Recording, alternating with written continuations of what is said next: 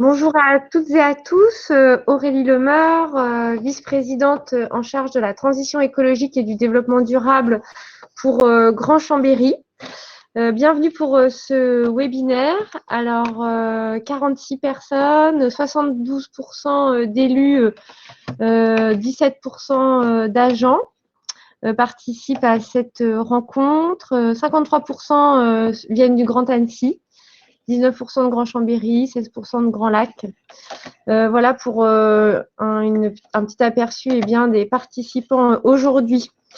Alors, cet atelier s'inscrit dans un cycle de 4 webinaires organisés par le territoire à énergie positive de Grand Annecy, Grand Lac et Grand Chambéry, qui associe également le parc naturel régional du massif des Bauges. Donc, le TEPOS, c'est un projet de territoire soutenu par l'ADEME et la région, qui a pour objectif de réduire les consommations d'énergie et d'augmenter la production d'énergie renouvelable, ceci dans un objectif d'atteindre un équilibre en 2050. Une des orientations de ce... Alors, on a un petit problème avec le micro enceinte. Voilà, excusez-nous. Donc, une des orientations de ce TEPOS est de sensibiliser les communes sur la sobriété et l'efficacité énergétique, ainsi que sur le développement des énergies renouvelables. Et donc, c'est pour cela que 4 webinaires vous sont proposés. 2 ont déjà eu lieu sur le solaire et sur les autres énergies renouvelables. Le 3e maintenant et le dernier à 15 heures sur la mobilité décarbonée. Alors, ce webinaire s'attache à la question de la rénovation énergétique des bâtiments publics. Effectivement, car les bâtiments communaux représentent 75% des dépenses d'énergie des communes. Le reste étant réparti sur l'éclairage, 11%, la gestion des déchets et de l'eau, 8%, et les carburants, 6%. Ces dépenses d'énergie ont augmenté de 35% depuis 2005. Et par ailleurs, les communes sont aujourd'hui concernées par le décret des bâtiments tertiaires qui prévoit une baisse des consommations énergétiques de 40% entre 2010 et 2030 et de 60% d'ici à 2050. Donc, c'est un enjeu majeur pour les collectivités. Et aujourd'hui, nous avons lancé une enquête importante sur les 100 communes de ce grand territoire TEPOS. Et 72 communes ont répondu. Et elles nous ont indiqué que 46% avaient ou ont déjà eu un conseiller en énergie partagée et que 91% d'entre elles déclarent en être satisfaites. Donc, il y a un enjeu à mieux faire connaître ce dispositif de conseiller en énergie partagée. Et c'est l'objet de ce webinaire aujourd'hui, d'avoir un premier temps de présentation avec nos partenaires présents, à savoir le SDES et le CIAN, ainsi que l'État par la DDT pour vous apporter des éléments d'information sur la déclinaison du plan de relance dans ce volet de la rénovation des bâtiments publics. J'en ai terminé pour ce mot d'introduction. Merci beaucoup. Alors, effectivement, nous allons attaquer ce webinaire par une présentation du dispositif de conseil en énergie partagée par les 2 syndicats d'énergie qui interviennent sur la Savoie et la Haute-Savoie. Juste avant de commencer cet échange, on vous propose un deuxième sondage qui va nous permettre de cerner un petit peu les freins des communes pour réaliser des travaux de rénovation énergétique. Alors, donc vous devez avoir dans l'onglet sondage un nouveau sondage qui va arriver. Alors, personnellement, il n'est pas encore là, mais je pense que Guillaume est à la manœuvre à distance pour lancer donc ce deuxième sondage. Bon, c'est pas grave, on va commencer l'introduction et puis voilà, dès que le sondage apparaît, vous pourrez y répondre. Le conseil en énergie partagée est porté donc par les syndicats d'énergie en ce qui nous concerne. Ce qu'il faut savoir, c'est qu'un syndicat d'énergie, il est là pour répondre avant tout aux besoins de ses adhérents et aux attentes des communes adhérentes. Donc, ce qui peut expliquer que le service peut légèrement varier d'un département à un autre. Donc, c'est pour cela qu'on a souhaité interviewer les deux structures, SDES et SIAN, donc SDES, syndicat départemental de l'énergie de Savoie, et le SIAN, le syndicat des énergies et de l'aménagement numérique de la Haute-Savoie. Voilà, donc du coup, je vais passer la parole à Jérôme et Marion. Peut-être juste pour commencer, vous présenter chacun, présenter en quelques mots le syndicat d'énergie et puis votre fonction. Marion, je te laisse commencer. Oui, bonjour à tous. Donc, Marion Landuvert, donc je suis conseillère énergie depuis 5 ans, donc date de mise en service du service de conseil en énergie au CIAN.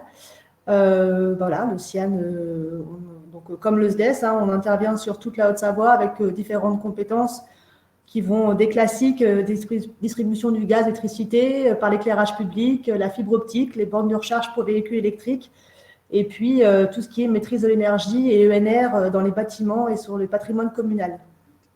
Très bien. Jérôme, je te laisse te présenter finalement. Alors moi, je suis Jérôme Fournier, je suis du syndicat d'énergie de la Savoie. Je suis conseiller en énergie partagée au syndicat pour les territoires de Grand Lac et de Grand Chambéry, entre autres. Voilà, ça reste un syndicat d'énergie, donc les mêmes compétences que pour la Haute-Savoie, à ceci près que nous ne faisons pas ni le gaz ni la fibre optique, ce ne sont pas des tâches qui nous sont confiées. Voilà. Pour nous, le service est beaucoup plus jeune, il date de 3 ans. Date à laquelle j'ai été embauché au SDES. Voilà. Donc, ce qui explique aussi la différence entre les deux services des deux départements qui n'ont pas tout à fait le même âge. Voilà. Il y a le même historique. Très bien. Et donc, Jérôme, peux-tu nous expliquer un peu plus concrètement qu'est-ce que c'est qu'un CEP, donc Conseil en énergie partagée? Que fait ce conseiller et qu'est-ce qu'il apporte aux communes? Je te laisse passer peut-être la diapo. Oui.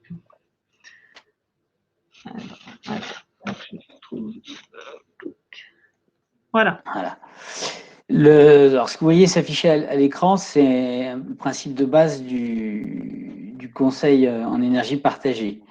Le premier élément, déjà, c'est que c'est un service qui est mutualisé. Donc, plutôt que chaque commune embauche ce qu'on appelle un économe de flux, c'est le terme en dehors des conseillers en énergie partagée, qui est un terme labellisé par l'ADEME, on mutualise ce technicien. Voilà, ça permet aux petites communes qui n'ont pas forcément les moyens d'embaucher quelqu'un de quand même aller chercher quelque part la compétence qu'elle n'aurait pas. Et le principe du service, il se décompose comme selon le cercle que vous avez à l'écran. Donc, dans l'idéal et dans le cas académique, ça commence par un bilan énergétique. Donc, c'est un bilan de l'ensemble des facturations de la commune. Donc, ça permet de dresser une photo à l'instant T de la commune. Alors, en général, on essaie d'analyser ça sur 3 années, des évolutions sur 3 années. Ça permet éventuellement, si une année, il y a des éléments un peu particuliers, de les isoler et d'en avoir conscience. Et à la suite de ce bilan, normalement, il permet de déterminer les bâtiments qu'on va aller visiter. Normalement, il met en perspective et permet de mettre en avant là où il y aurait un gisement d'économie d'énergie à faire, éventuellement. Ensuite, on va visiter ce bâtiment. C'est en ça que consiste le pré-diagnostic thermique. Et à la suite de cette visite, on établit un deuxième document avec un ensemble de préconisations. Et ensuite, l'idée, c'est qu'on vous aide les années suivantes à suivre on suit avec vous ces actions que vous allez mettre en œuvre. On peut vous aider avec du conseil.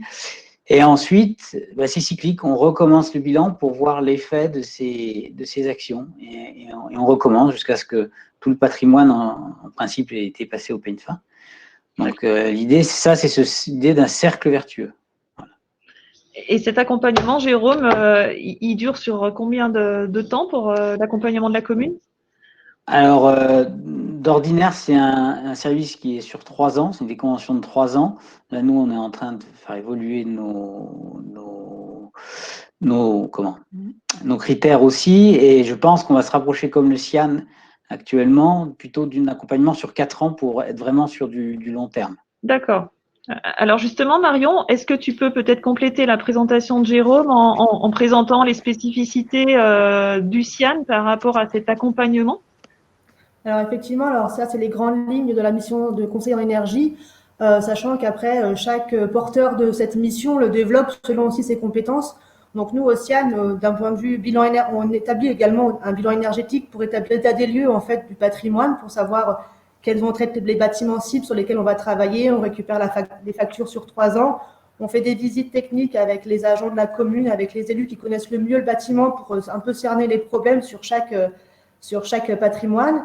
Et puis, nous, on a établi des marchés avec des bureaux d'études pour pousser des fois un peu les bilans énergétiques un peu plus loin. Donc, soit on fait un simple audit, soit on peut faire une étude des systèmes de ventilation, une étude des régulations et éventuellement des simulations thermodynamiques du bâtiment pour voir comment il vit ce bâtiment en fait réellement et sur quoi il faut travailler. Après, comme une fois que l'état des lieux est fait, c'est le plan pluriannuel d'action, donc qu'on réévalue chaque année avec la commune, qui se fait par rapport aux priorités qui sont établies dans le bilan et par rapport aussi à la volonté des élus, sachant que chaque commune a un peu, des fois, déjà des projets en vue et du coup, on travaille dessus, on essaie de voir si c'est cohérent et on les inclut dans le plan pluriannuel d'action. Et puis, on essaie au maximum d'avoir des actions chiffrées pour que les élus ils aient en tête une enveloppe budgétaire, à quelle sauce ils vont être mangés quand ils vont finir par engager les travaux. Le suivi de conso, ça permet aussi d'évaluer les dérives, c'est-à-dire qu'on va voir si l'année sur l'autre, c'est un bâtiment qui consomme plus que les années précédentes. Pourquoi? Peut-être qu'il y a eu un problème sur la régulation, peut-être qu'il y a eu un changement d'usage, par exemple. Ça permet également de voir si les puissances souscrites sont bien adaptées à l'utilisation du bâtiment et puis, du coup, d'optimiser au maximum les dépenses énergétiques. Et puis aussi au CIAN, on évalue aussi tout ce qui est exploitation du bâtiment. Donc, on va travailler sur les contrats de maintenance des systèmes de chauffage, de régulation, des VMC notamment. Et puis, on va aider les communes, si elles n'en ont pas, à les mettre en place. Donc, on établit des marchés pour recruter des entreprises qui vont faire la maintenance avec des niveaux de performance attendus à la fin de chaque contrat.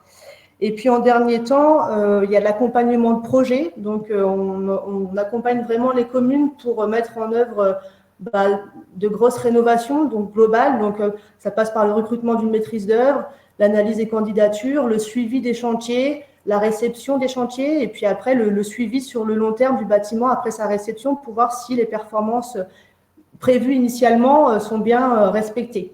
Et puis derrière ça, on va aussi travailler sur tout ce qui est énergie renouvelable. Donc, on établit des notes d'opportunité, savoir sur chaque bâtiment quelle est l'opportunité, s'il y a du solaire thermique, photovoltaïque, s'il y a éventuellement de la micro-hydro, parce qu'il y a des communes qui ont des fois des cours d'eau qui peuvent être exploitables. Et puis, on s'appuie sur le service énergie renouvelable du CIAN, qui est un service en propre. Donc, nous, on fait juste la note d'opportunité. Et s'il y a une opportunité, on confie après au service ENR du CIAN le soin de faire des études de préfaisabilité, etc., pour aller plus loin si les élus le souhaitent. Voilà. D'accord. Donc, un accompagnement très complet. Comme on disait en introduction, le CIAN a aussi la particularité d'avoir développé un conseil en énergie en amont des dispositifs CEP qui, à l'époque, étaient financés par l'ADEME. Hein, c'est bien ça? Alors, pas tout à fait. Alors, en fait, le CEP s'est vraiment inscrit dans le cycle de l'ADEME dès le départ, il y a 5 ans. Par contre, notre service maîtrise de l'énergie, énergie renouvelable, est plus vieux. Donc, il y a le service, il existe depuis une dizaine d'années. Donc, déjà, depuis une dizaine d'années, on faisait déjà des audits. On est déjà aidé les communes à engager des travaux, notamment par les appels à projets du CIAN, qui est une aide financière qui est en place depuis 2012. Donc, en fait, voilà, c'est l'ancienneté du service qui fait qu'on avait déjà un retour d'expérience sur les attentes des communes, sur ce qu'on pouvait mettre en place. Et puis après, avec la mise en place du service de conseil en énergie partagée, on a bénéficié effectivement de l'aide de l'ADEME pour le mettre en route. Et aujourd'hui, on s'en est un peu affranchi parce que maintenant, nous, c'est les conseillers énergie du CIAN. On a enlevé le P, même si le but, c'est quand même de mutualiser une compétence pour que chaque collectivité de la Haute-Savoie puisse bénéficier de ce service. Voilà. D'accord. Merci. Alors, en attendant, pendant ce temps, je veux dire, le sondage a été diffusé. Donc, vous pouvez y répondre. On a déjà quelques réponses, hein. Donc, la question, c'est quel est le principal frein pour réaliser des travaux de rénovation énergétique sur ma commune? Donc, avec une majorité de réponses actuellement qui est « je manque de moyens financiers ». Je ne sais pas par quoi commencer, comment faire. Voilà.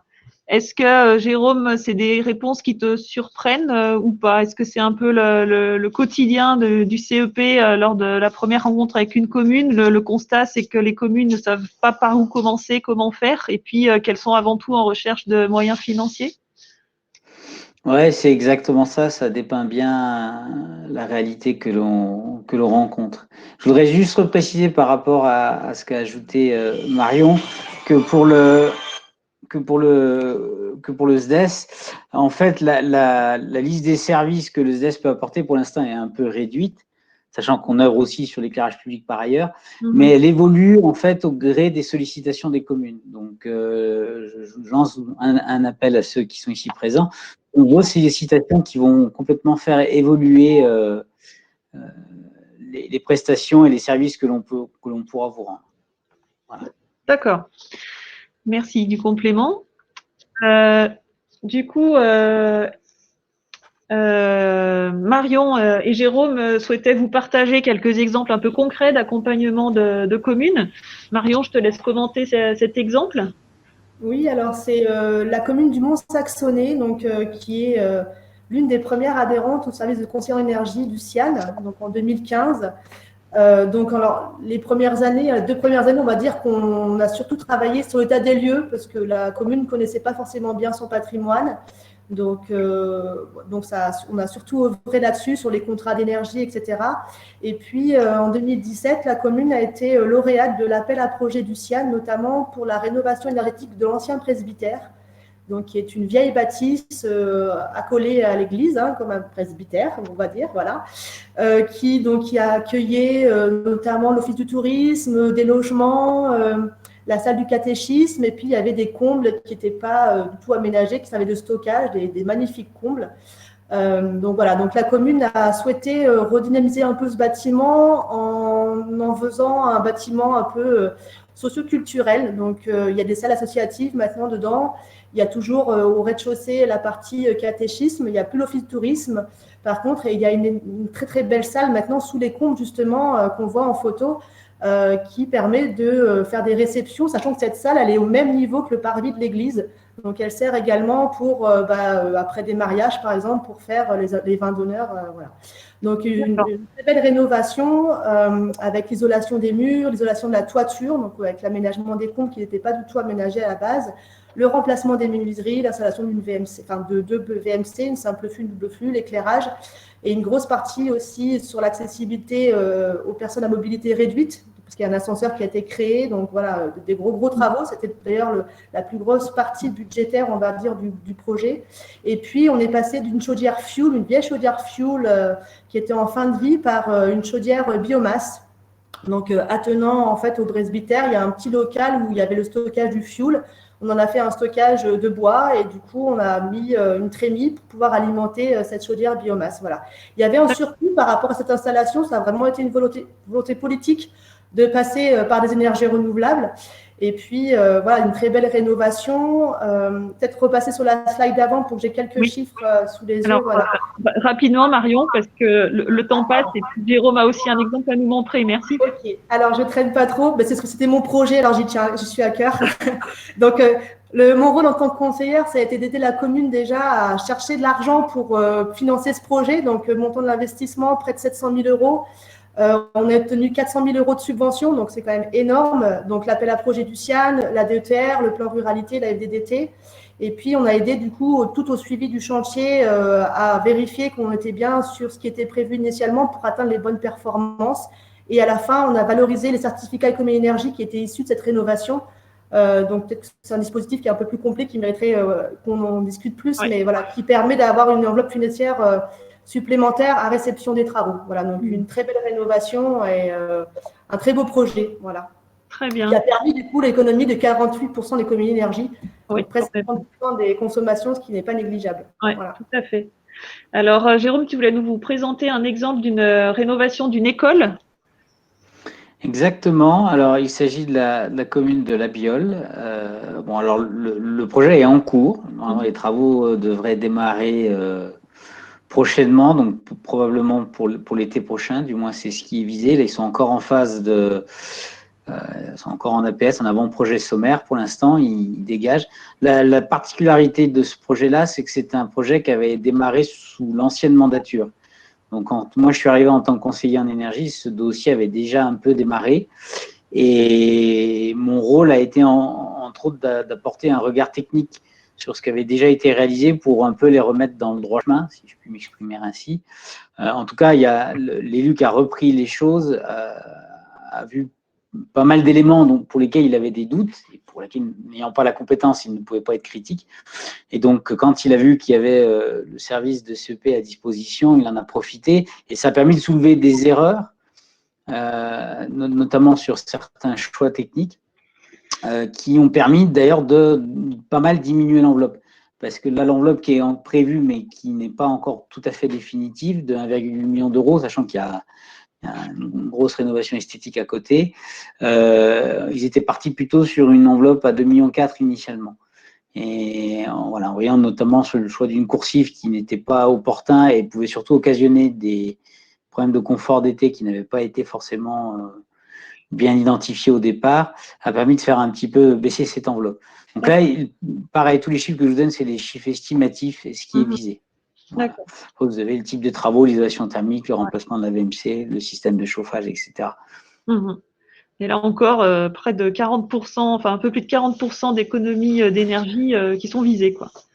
Voilà. Bah, surtout qu'en l'occurrence, dans ce cadre-là, ça va vérifier, mais je pense qu'ils sont sous le coup du décret tertiaire. Donc, c'est un décret qui est sorti il y a peu de temps et qui va vous obliger à rénover vos bâtiments. Oui. En l'occurrence, aujourd'hui, la jauge est au bâtiment supérieur à 1000 m², mais la Convention citoyenne avait demandé à ce que cette jauge soit abaissée à 500 m².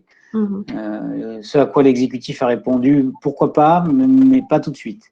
Très bien. Donc, voilà. Très bien. Merci Jérôme. Alors, il nous reste 2 petites minutes avant de passer à notre second point. Je voulais vous partager une question très concrète qu'on a reçue. Alors, attendez, il faut que j'arrive à sortir de mon diaporama. Excusez-moi, c'est les partages d'écran. Ça y est, tu l'as mis ? Oh là. Ouais, t'es là. Ah, ça y est, on va y arriver. Hop. Voilà, donc une question. Nous souhaitons faire une rénovation de l'isolation du bâtiment de l'école de notre commune de 300 habitants. À qui dois-je m'adresser ? Je crois que c'était, je l'ai vu dans le chat, il me semble que c'était le territoire de la Haute-Savoie, hein, il me semble. Donc là, j'ai envie de dire, vas-y Marion.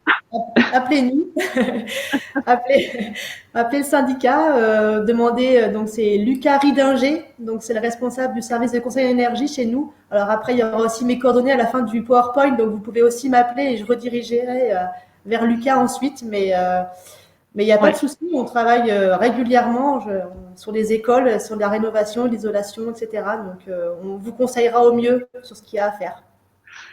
Très bien, merci. On a d'autres questions qui arrivent. N'hésitez pas à les indiquer. Et puis, de toute façon, on a réservé un temps de 10 minutes en fin d'atelier pour les échanges de questions-réponses. On va continuer quand même le déroulé de notre atelier. Et donc, nous allons passer la parole à Patricia Maffre de Prost de la DDT de Savoie, qui va nous faire un point d'actualité sur le dispositif France Relance, le plan France Relance, et les opportunités pour la rénovation énergétique des bâtiments publics. Alors, j'arrête le partage pour que tu puisses prendre la main, Patricia. Oui, je vais couper ma vidéo pour être sûre d'avoir suffisamment de bande passante. Bonjour à tous. Donc, j'ai quelques minutes en fait pour vous faire passer 2 messages qui nous paraissaient essentiels quand on a discuté avec le Grand Chambéry en préparation de cet atelier. Le premier concerne les dispositions offertes par le plan de relance pour la rénovation énergétique de vos bâtiments publics. Et le deuxième consiste à vous aider à trouver des pistes pour vous orienter parmi tous les dispositifs, toutes les instances, toutes les subventions que vous pouvez mobiliser à chaque étape de vos projets. Donc, je vais donc être assez synthétique. N'hésitez pas à poser vos questions. Bien, le plan de relance, vous en avez entendu parler, c'est 100 milliards d'euros mis à disposition par l'État dans deux objectifs. Le premier, contrer les dommages de la crise sanitaire et le deuxième, conforter l'évolution vers une économie plus écologique, compétitive et solidaire. 70 mesures ont été actées dans ce plan, réparties en 3 volets, la transition écologique, la compétitivité et la cohésion sociale et territoriale. Et on s'intéresse aujourd'hui au volet transition écologique et plus particulièrement à l'une de ces mesures qui est la rénovation énergétique des bâtiments publics. Donc, il faut savoir que 4 milliards d'euros ont été fléchés sur cette mesure, dont 1,3 milliard pour les collectivités. Le reste est dédié à la rénovation énergétique des bâtiments de l'État et surtout à la rénovation des universités et des centres de recherche. Donc, 1,3 milliard d'euros pour les collectivités, dont 300 millions d'euros, on ne voit pas grand-chose, je me rends compte, pour les régions, principalement dédiées à la rénovation des lycées, 300 millions d'euros pour les départements, là on vise surtout la rénovation énergétique des collèges, 50 millions d'euros seront fléchés sur la rénovation énergétique des équipements sportifs. Et puis, ce qui nous intéresse particulièrement aujourd'hui, c'est le montant de 650 millions d'euros réservé au bloc communal qui forme une enveloppe gérée par le ministère de la Cohésion des territoires et des relations avec les collectivités territoriales et qui sera déléguée au préfet de région puis de département pour abonder le fonds dotation de soutien à l'investissement local que vous connaissez sans doute sous l'appellation DECIL. Donc, pour la région, il faut savoir que ce fonds s'élève à 74,4 millions d'euros. Et ce qu'il faut avoir en tête aussi, c'est que cette enveloppe vient en plus de la DECIL classique que vous connaissez certainement et que vous mobilisez sans doute déjà. Enveloppe qui, pour 2021, s'élève aussi à 570 millions d'euros. Et donc, tout cumulé, ça fait en Auvergne-Rhône-Alpes, pour chaque département, une enveloppe DECIL disponible au cours des 2 prochaines années d'environ 4 fois le montant de la DECIL classique. Donc, cette DECIL exceptionnelle, elle servira à financer les travaux, donc on parle bien de travaux, on ne parle pas d'ingénierie, visant la réduction donc, des consommations d'énergie des bâtiments publics.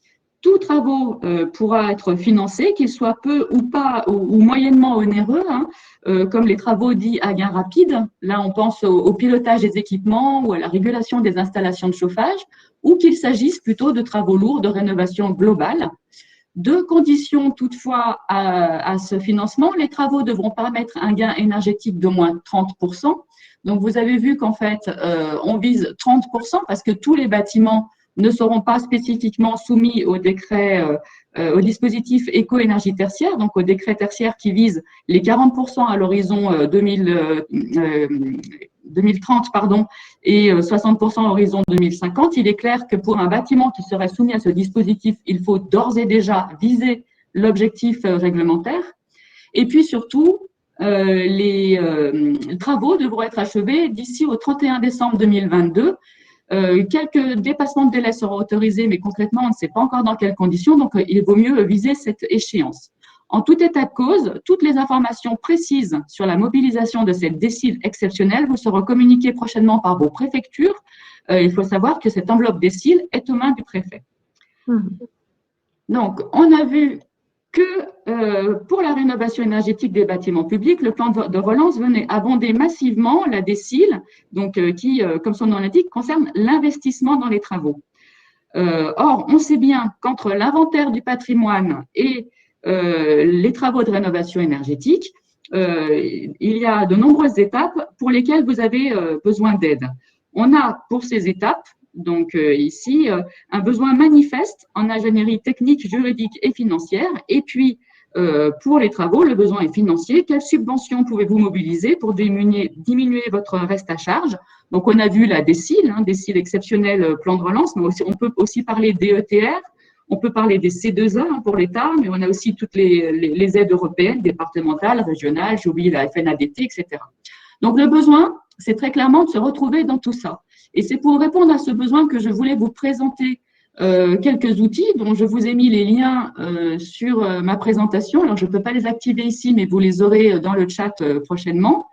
Donc, le premier, c'est le site de la DREAL. Vous y trouverez tous les éléments qui ont été présentés vendredi dernier lors d'un webinaire sur la rénovation énergétique des bâtiments publics. Je ne sais pas si certains d'entre vous, on peut y assister. En tout état de cause, en fin de présentation, vous ont été donnés les dispositifs que vous pouvez mobiliser, mais aussi le nom de vos interlocuteurs régionaux. C'est quand même un outil précieux.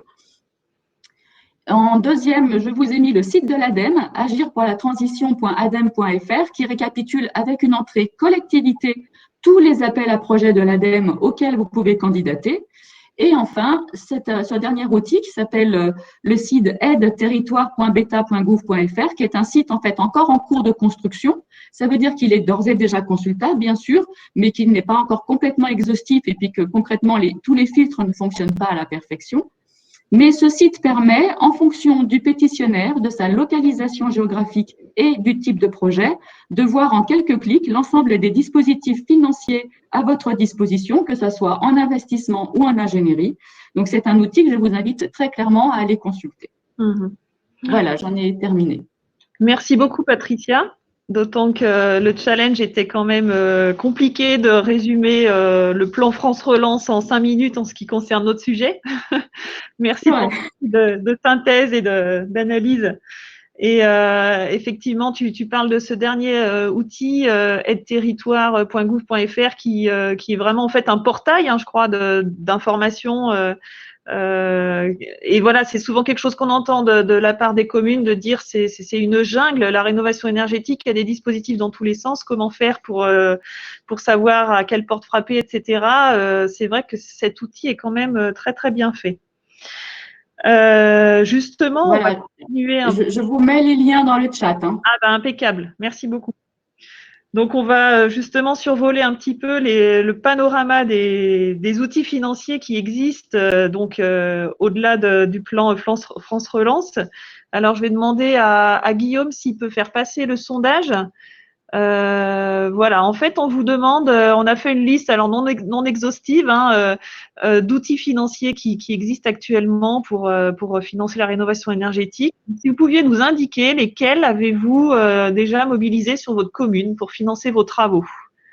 Voilà, à vous la main. Alors, la liste est un petit peu longue. On vous laisse le temps d'en prendre connaissance. En attendant peut-être que nos participants répondent, je voulais te demander, Jérôme, par exemple, si tu pouvais nous expliquer ce mécanisme des C2E dont on a parlé plusieurs fois dans le webinaire, comment ça fonctionne et quel est le service proposé par les syndicats d'énergie là-dessus. Tu m'entends, Jérôme? Ah, on n'entend pas ton micro. Ouais. Hop. Voilà. Le dispositif des certificats d'économie d'énergie, c'est une chose un peu compliquée qui peut faire un peu peur, mais qui ne l'est pas tant que ça. Le principe de base, c'est de dire, l'État a dit à un moment donné, il y a plus de 8 ans maintenant, que tous les fournisseurs d'énergie allaient s'appeler des obligés et ils allaient être dans l'obligation d'acheter ces fameux certificats d'économie d'énergie. Donc, tous les fournisseurs, que ce soit des fournisseurs d'électricité, de gaz, de carburant, toute personne morale qui fournit de l'énergie. Et de l'autre côté, il a nommé, alors dont les collectivités territoriales que vous êtes, toutes les autres entités ou personnes physiques qui peuvent produire des certificats, donc ceux qui peuvent potentiellement réaliser des travaux et réaliser des économies d'énergie. Donc, ces personnes-là, on les appelle les éligibles. Donc, les éligibles produisent des certificats. Quand vous faites des travaux, il y a un dossier à monter pour déposer ce dossier et obtenir des certificats qui se comptent en kilowattheure CUMAC. Je ne détaillerai pas ici. Et derrière, ces kilowattheures CUMAC sont vendus. Et c'est le résultat de cette vente qui est un produit financier. Le gros avantage de ce dispositif-là, c'est, comme je viens de vous le dire, ce sont des entreprises qui payent. Donc, c'est une aide privée et pas une aide publique. Donc, d'un point de vue complètement théorique, grâce à ça, on peut, si on y arrive, dépasser le fameux seuil de 75%. Attention tout de même, souvent, cette aide n'est pas cumulable avec d'autres. Pourquoi? Parce que les financeurs utilisent aussi ce biais-là pour vous proposer une aide financière. Donc, il est toujours important, avant d'essayer de valoriser des C2E, de bien être sûr que si vous n'avez par hasard pas une autre aide financière, qu'elle ne soit pas adossée à ces mêmes certificats d'économie d'énergie. D'accord. Que ce soit en Savoie ou en Haute-Savoie, les syndicats peuvent vous aider à valoriser ces certificats d'économie d'énergie. Pour le cas de la Savoie, puisque c'est celui que je connais le mieux, on vous aide de A à Z, c'est-à-dire qu'on monte le dossier, on dépose le dossier, on vend les C2E pour vous, et nous, on vous redonne le produit de la valorisation financière. Voilà. Moins, évidemment, vous vous en doutez, il y a des frais de gestion dans l'affaire, mais… D'accord. Merci Jérôme. Alors pendant ce temps-là, donc nos participants ont répondu en partie au sondage. Donc je m'excuse, effectivement, il y a un biais parce que visiblement on peut répondre qu'à une seule réponse. Désolée. En tout cas, ce qu'il apparaît dans les premiers clics, on va dire que c'est peut-être les plus représentatifs, c'est que en tête c'est la DESIL dont parlait Patricia, hein, dotation de soutien à l'investissement local, qui a l'air assez mobilisée. Ensuite, les fonds départementaux. Donc FDEC de la Savoie, Contrat CTS de la Haute-Savoie notamment, et puis également de la valorisation de ces C2E dont on vient parler. Est-ce que Marion, ces résultats te surprennent? Est-ce que pour toi les communes s'orientent vers les bons outils par rapport aux problématiques des petites communes qui ne savent pas par quoi commencer, être rapidement efficaces dans leurs travaux? Non, c'est effectivement ces aides-là qu'on retrouve le plus souvent, qui sont le plus souvent sollicitées, parce que les plus connus finalement par les élus, parce que ils reçoivent des courriers, parce qu'il y a un gros portage politique, notamment sur ces enveloppes. Après, par exemple, à contrario, les enveloppes de l'ADEME qui orientent plutôt sur des études, elles vont être moins facilement sollicitées parce que le dispositif est moins connu. Donc, c'est là-dessus que nous, on intervient pour essayer justement d'aller ouvrir les portes, enfin, taper aux portes que les communes ne connaissent pas aussi bien que la DETR ou que la DESIL. Mais voilà, ce qui est important, c'est vraiment le portage politique. C'est-à-dire que moi, quand j'ai des communes qui engagent des travaux, il y a leur conseiller régional qui passe, qui leur disent qu'il va sortir, et voilà, il y a des coups de fil qui se font, ça se fait comme ça des fois, voilà. Donc, c'est beaucoup de… Ouais, c'est beaucoup de communication. Voilà, c'est ces enveloppes sur lesquelles on communique beaucoup, contrairement, par exemple, aux aides de l'ADEME qui sont connues que par les initiés. Voilà. D'accord. Mais une commune peut consulter le syndicat d'énergie pour avoir un peu plus de précision sur un dispositif dont elle a entendu parler. Oui, tout à fait. Nous, on est régulièrement sollicité par des communes qui ont entendu parler de telle ou telle enveloppe, surtout en ce moment, qui a des projets et qui veulent savoir comment structurer tout ça. Donc, nous, après, ce qu'on fait, c'est qu'on va en commune, on leur explique ce qu'on fait, comment on peut les aider et comment solliciter ces aides et voir quelle autre aide aussi serait intéressante à aller chercher, quoi. Donc, oui. on fait régulièrement ça, du montage de dossiers de subvention pour aider les communes à trouver les financements nécessaires pour rénover leur patrimoine. Ouais. Oui, parce que tu me disais en préparant cet atelier que des fois, la première demande des communes, c'était effectivement d'avoir de l'information sur un dispositif financier, mais que finalement, vous les ameniez aussi à réfléchir plus globalement à leur projet et que parfois, ça réorientait le projet, quoi. Tout à fait. Oui, voilà. C'est pour ça qu'on ne se contente pas forcément que d'une réponse téléphonique ou mail, c'est qu'on essaye de mettre un pied dans la commune pour… On a une petite coupure. Pour vraiment s'assurer que les projets ils sont cohérents, que les communes elles fassent les bons choix et puis que ça aille aussi dans que ça corresponde à la réglementation, à tout ce qui est demandé aussi comme performance, aux décrets tertiaires, voilà, que ce soit le bon bâtiment qui soit bien ciblé en fait. Voilà. Ok, très bien. Merci Marion. Eh bien, maintenant, nous avons 10 minutes devant nous pour procéder à des échanges de questions et de réponses. Alors, donc, une question… oui, il y a déjà une réponse, pardon, oui. Voilà, Sabine Pouchel qui demande comment s'articule l'accompagnement de la SPL OSE avec les accompagnements proposés. Et moi, je rajouterais une question complémentaire, notamment à Jérôme. Il y a aussi un dispositif porté par le département de Savoie et animé par l'ASDER qui s'appelle Commune efficace en énergie.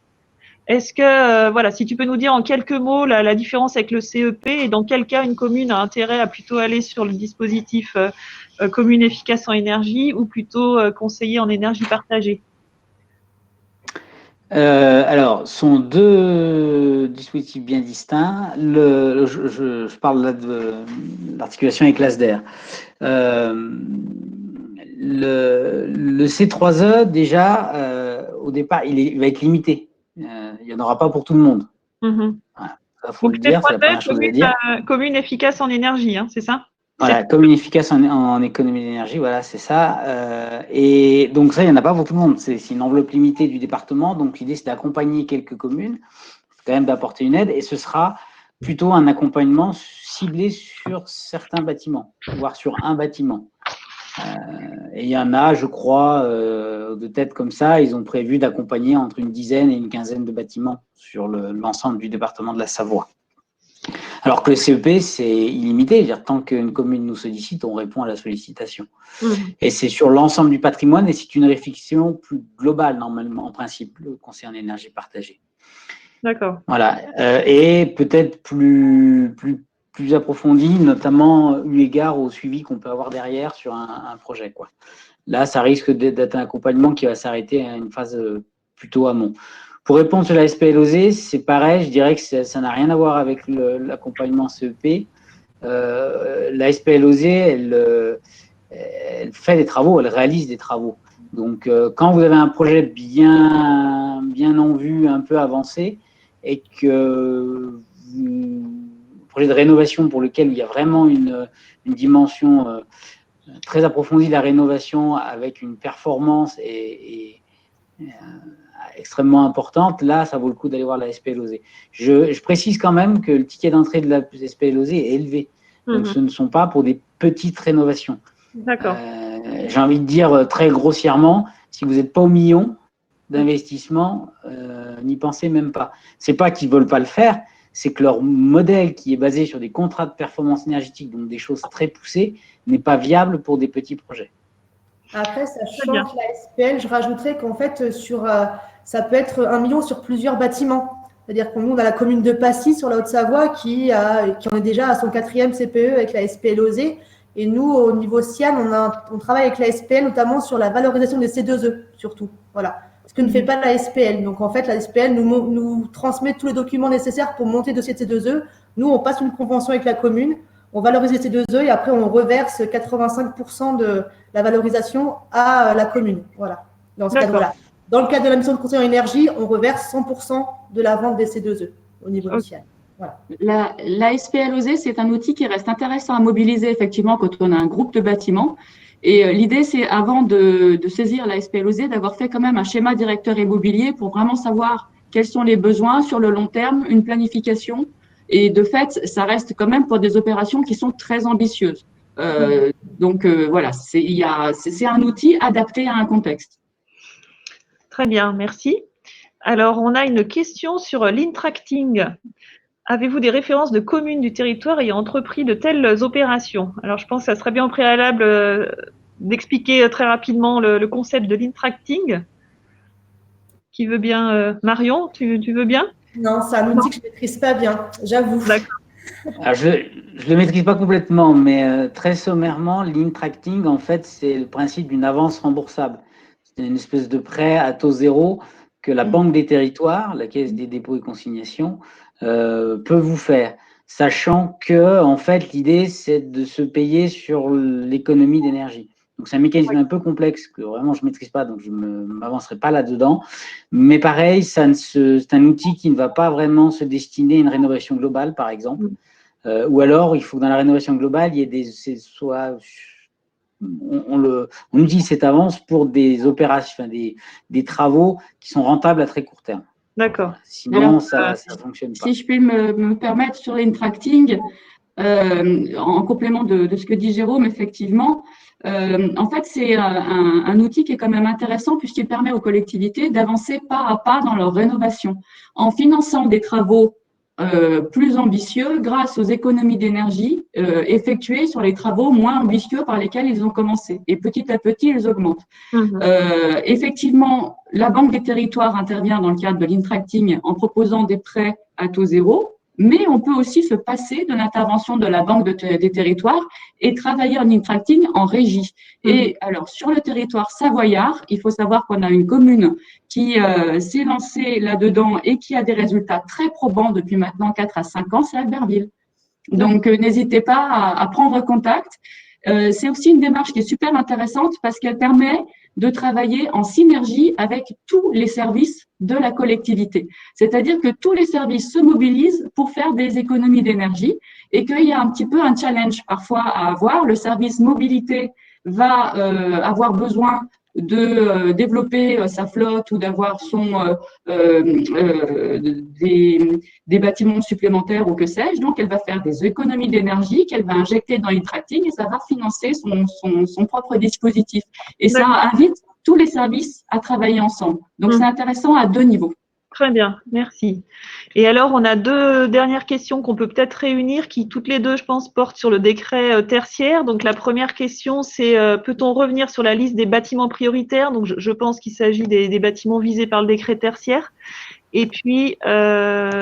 Et puis celle-ci qui est justement, le décret tertiaire vise moins 60% d'énergie en 2050. Comment atteindre un tel objectif quand on a déjà une rénovation qui a apporté un gain de 30 à 40% d'énergie? Alors, je vais peut-être intervenir sur les bâtiments concernés. Les bâtiments concernés par le décret tertiaire, c'est déjà des bâtiments qui ont été mis en service avant 2018. Donc, pour tous les autres bâtiments, c'est considéré comme des bâtiments neufs qui ont fait l'objet d'autres réglementations. Il faut donc, on s'occupe pas de cela. Donc, tous les bâtiments antérieurs à 2018 et qui présentent une superficie de plancher de plus de 1000 mètres carrés. Donc, Jérôme a parlé tout à l'heure de la Convention citoyenne pour le climat qui a demandé à ce que ce seuil soit baissé à 500 mètres carrés. C'est actuellement à l'étude. On ne sait pas encore si ça va passer ou pas. La loi 3C, Convention citoyenne pour le climat, va bientôt sortir. On le saura donc à ce moment-là. Et ces bâtiments, donc, devront faire des économies d'énergie, donc 40% en 2030, 50% en 2040 et 60% en 2050. Par rapport à une consommation de 2010, c'est l'année de référence pour les bâtiments existants à cette date. Pour ceux qui n'existaient pas à cette date, ça sera la première année de consommation des bâtiments.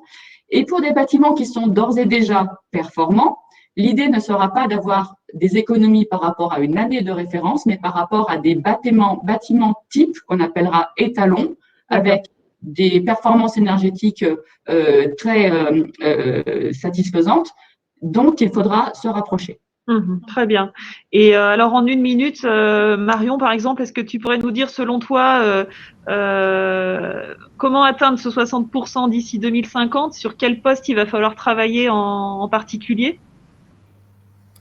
De toute façon, dans une démarche de rénovation, on travaille toujours par la sobriété, c'est-à-dire qu'on va d'abord travailler sur l'enveloppe du bâtiment avant de dimensionner un système de chauffage. On essaie de réduire au maximum les besoins du bâtiment, donc on va travailler sur la performance même du bâtiment. Donc, ce sera vraiment arriver à toucher à tous les postes de rénovation, la toiture, les façades, les menuiseries, les planchers bas. Après, les systèmes, parce que après tout ce qui est éclairage, ça consomme. Les équipements qui vont être dans le bâtiment vont consommer aussi.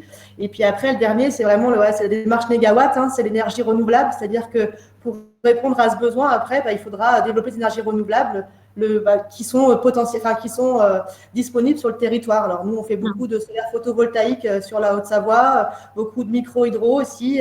Donc voilà, selon les ressources du patrimoine, du territoire. La biomasse aussi, de plus en plus. Voilà. Faut pas compter sur l'éolien chez nous, par contre. Voilà, c'est pas. Voilà. Jérôme, tu as une analyse complémentaire sur cette dernière question? Comment franchir la marche des 60% d'ici 2050?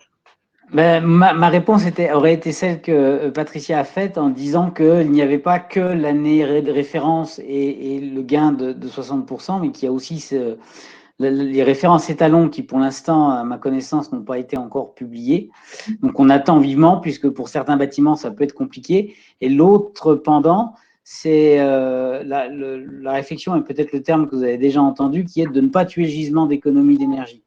Ne pas tuer le gisement d'économie d'énergie, c'est de ne pas faire des travaux d'économie qui pourraient empêcher d'en faire d'autres, ou alors de faire des travaux au rabais, entre guillemets. C'est-à-dire, par exemple, plutôt que très sommairement, schématiquement, si on prend une isolation, par exemple, c'est ne pas faire une petite isolation au risque qu'elle ne soit pas suffisante et qu'elle ne nous permette pas de faire suffisamment d'économie d'énergie. Merci Jérôme. Nous voilà arrivés à la fin de ce séminaire. Donc, je voulais vous remercier, les participants. Nous avons été jusqu'à 60 en ligne sur ce webinaire.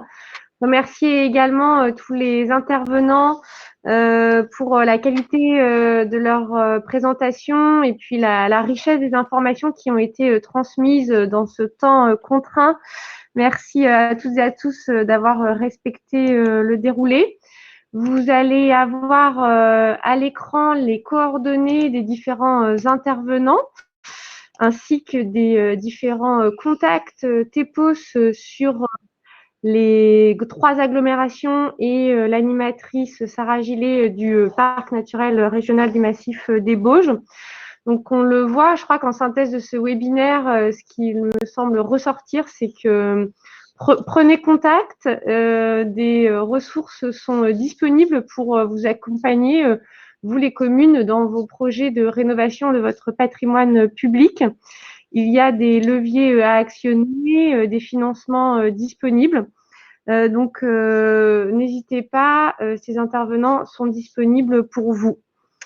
Dans une dizaine de jours, il y aura un film qui sera diffusé, émis par le territoire TEPOS sur la présentation des conseillers en énergie partagée, avec des témoignages de communes.